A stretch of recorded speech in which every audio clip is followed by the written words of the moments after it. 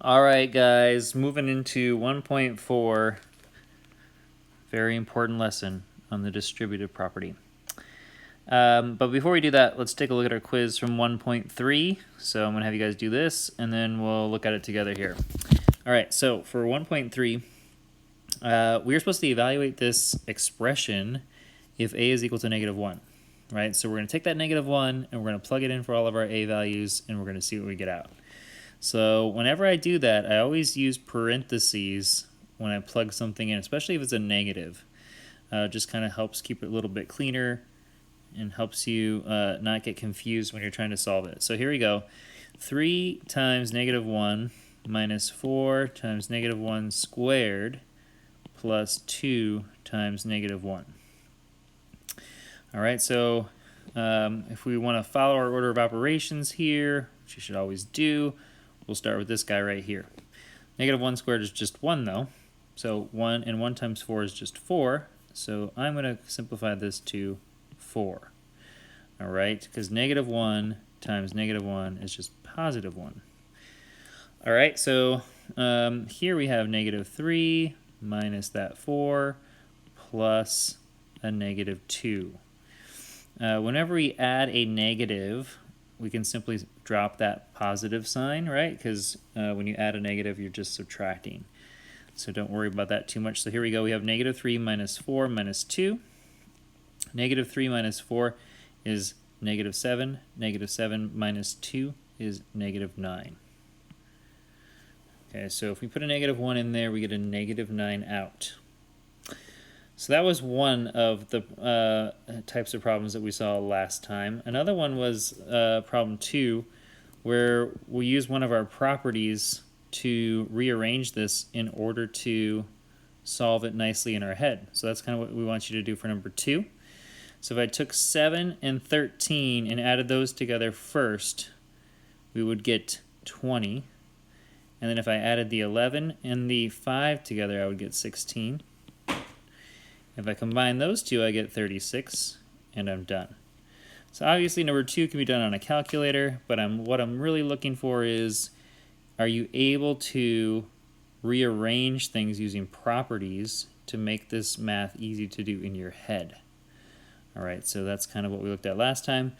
This time, the distributive property. Again, it's a very important lesson because we use this throughout algebra. But let's take a look at why we might use it. So here's an example of why we might use this. John burns 400 calories per hour skating. The chart below shows his time skating for the week. So on Monday he skated 1 hour, and then a half hour, and then no hours on Wednesday, etc. You guys can read the rest of the chart. So it says determine the total calories burned. And to do this, we can use the distributive property. So I'm going to show you guys 2 different methods of ways that we could solve this. Okay, so what we could do is we could say, okay, well, we know that he burns 400 calories per hour, so why don't we add up all the hours from the week and then multiply it by 400, right? So the distributive property allows us to do that. But there's 2 different ways that we could do it. We could distribute this 400 out to each piece, or we could simplify that interior first and then distribute that 400 to that one part of the puzzle. All right, so if we do this here, we got 1 plus 1 is 2, plus 2 is 4, and then 2.5 and 0.5 gives me 3, so that looks like it's going to give us 7 hours. So in total, it's 2,800 calories. Okay, so we can do it that way. Or we could take that 400 and multiply it out by each individual piece. And if we did that, we get 400 plus 200 plus 400 plus 800 plus 2.5 times 4 would give me, I believe that's going to give me 1,000. Okay, you guys could check me on that one. But then if we add all these up, let's see what we get. So we got 400, 400, that's 800, 800 plus 200, that's 1,000, plus 800 plus 1,000 equals 2,800. So 2 different ways of using the distributive property really, I mean, this is what it allows you to do. It allows you to kind of simplify things down a little bit. But both methods give you the same answer. So the distributive property basically says that if we have anything in parentheses, okay, and we multiply anything that is in parentheses by some number or some variable, that variable needs to be distributed to every piece inside the parentheses. Okay, so if I distribute that out, I have a times b. Notice it's being multiplied, right? So a times b plus a times c. Because we distribute the a to both pieces. That's why it's called the distributive property. And we could do that with subtraction as well, but notice if we do it with subtraction, we just got to keep that subtraction sign, right? So we have a times b minus a times c, same deal. And then I give you some examples. Notice here we could do this and distribute it out individually, or we can simplify the interior and do it that way, right? So either way is okay. So those are some examples. I don't like to use numbers for examples, really. Like I would rather do like 2 times x plus 4 or something like that, because that's really what you're going to see a lot of this year. So, if we were to do this, this makes a little bit more sense to do this, where I do 2 times x and I get 2x, and then 2 times 4 and I get positive 8. So this would simplify to that guy. All right, so those are some examples for distributive properties. So let's look at an example. Example 1, 3 adults, an 11-year-old and 2 children under 10 are going to a baseball game. Write and evaluate an expression to determine the cost of tickets for the group if adults are $5, children 12 and under are $3. Okay, so let's take a look here. First of all, if adults are $5 and there are 3 adults, right, I could take that $3, 3 adults and multiply by $5, right? Okay, that would give me my adults. But then I need to get a total cost here, I got to add up my children as well. We have an 11-year-old and then 2 children under 10. Well, according to this, we only care about children 12 and under, so they're all at the same price, right? So we have 1 child here, 2 here, so we have 3 children altogether. So I'm going to add this to 3 times the cost of a child, which would be $3. All right, so there's an expression that we could use. And I think this is okay, but you could also put in variables and then plug those in for children and adults, but that's okay. We could just do it this way as well. 3 times $5 gives me $15. 3 times $3 gives me $9. So altogether, we're looking at what? $24 for this family to get into the baseball game. I mean, I remember when I was a kid paying $4 to go to a baseball game. I don't know if we can still do that today. Well, with COVID, I guess we can't do it at all. But that sounds like a cheap baseball game. Example 2. For example 2, it says to rewrite and then evaluate the problem.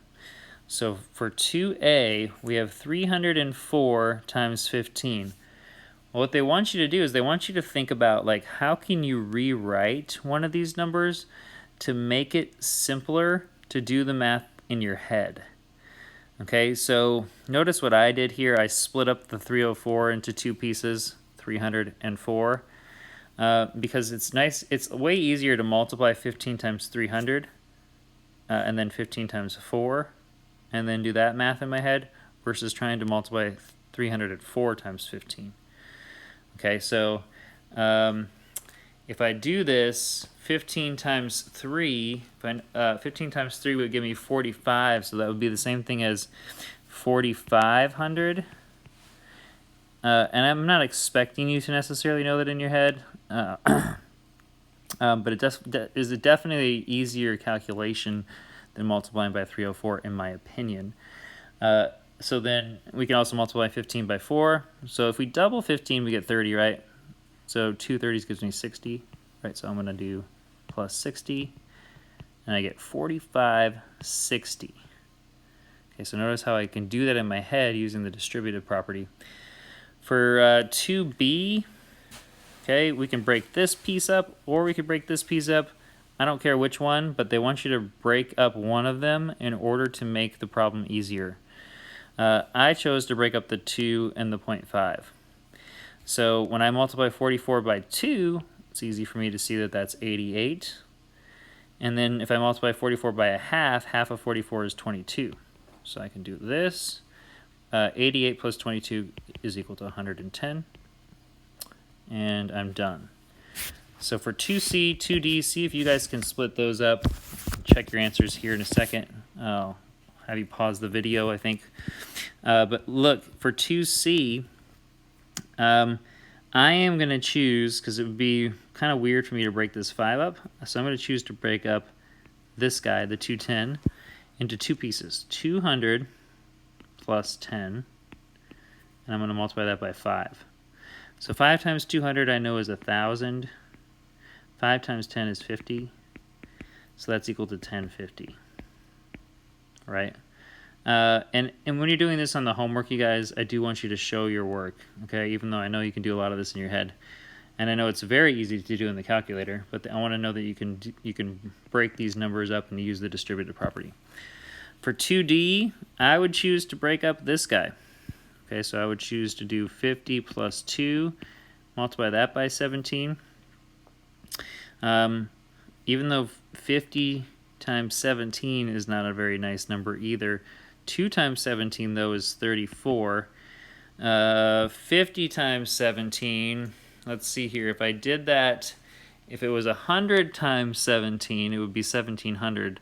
Half of 1,700 would be 850. So that's kind of how I'm figuring that out in my head. So if I did this, that's 850 plus 34, which equals 884. Okay, so I just want to see that you guys can break things apart. If you still have to use a calculator, that's okay, but think what would make it easy to do in your head. So I'm usually rounding to the nearest 10 or something like that. Okay, for example 3, we're going to get into algebraic expressions now, so we're going to bring in some variables. Okay, so the distributive property, I mean, we're just applying whatever's on the outside of parentheses to the inside. Some kids learn, like in elementary school, it's the rainbow problem, because these look like rainbows when we distribute these. However you want to remember it is fine, but that 2 will be distributed to both parts, right? So when I distribute the 2 out, 2 times 8 is 16. 2 times 4n is 8n. Okay, don't try to combine these things, you guys, because we're going to talk about this soon. These are not like terms. We can only add or subtract things that are exactly the same and that it has the exact same label or the same style of term. So if this was 16n plus 8n, then I could actually go ahead and add those together. But this is just the whole number 16, right? So just be careful there. Don't try to combine that any further. Some kids like to try to do that. So for 3b, let's distribute the negative 6 out, right? So we'll make our rainbows here. We'll make sure to distribute it. So we have negative 6 times r. Okay, the negative 6 times 3g is actually minus 18g. And negative 6 times negative t is positive, because a negative times a negative is a positive, positive 6t. These are all different types of terms, therefore we cannot combine any of them. We are done.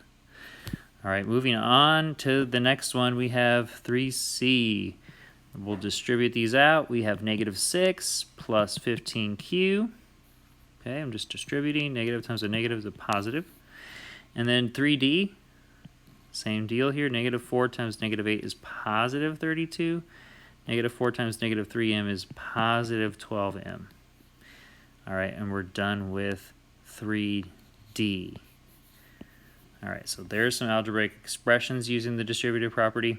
Now we need to talk about simplest form and like terms. So like terms, terms that contain the same variables, okay, with corresponding variables having the same powers. So notice here, you guys, they have to have this, in order to be like terms, this is kind of weird, you have to have the same variable with the same power. All right, some people think, oh, there's the x's are like terms. No, if you have an x and an x squared, those are different styles because they don't have the same power. Okay, so how many terms do we see here? We see one of the x squared terms, right, worth 5. We have one x term worth 2 there, and then we have one constant term. So this has 3 terms. Terms are typically separated by plus and minus signs. But sometimes if we have like terms, we can combine those. So look at this next one. It appears to have 3 terms, right? Because we have 3 things separated by plus and minus signs. But the answer to this is actually 2 terms. And the reason for that is we could rewrite these, because these are like terms. We could rewrite this as 7x squared.